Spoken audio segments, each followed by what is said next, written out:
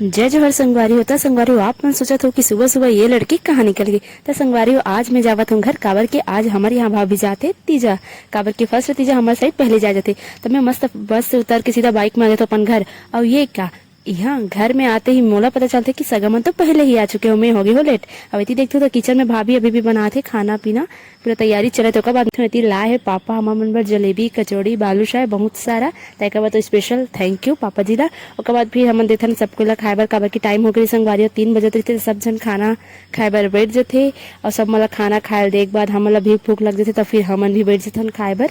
यदि देख सकते हो सब साथ में बैठे हैं। हम तो खेत जात हन जी मोघा बांधेला ट्रैक्टर वाला ने पूरा मोघा फोड़ दिया भैया।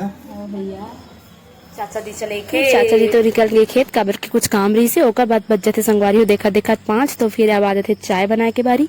तो मैं मस्त बनाता हूँ चाय सबो सगमन बर। ओकर बाद फिर चाय वाय पिए के बाद दे सगमन जाए के तैयारी करत हेबे। अब इतनी बार देख सकते हो मोर भाभी जी के लुक मायके जाए के खुशी में। तो संगवारी हो कैसे लगा थे भाभी कमेंट करके जरूर बताओ। ओकर बाद सबसे आशीर्वाद लेके भाभी बैठ जाते अपन गाड़ी में इतना सारा सामान लेके।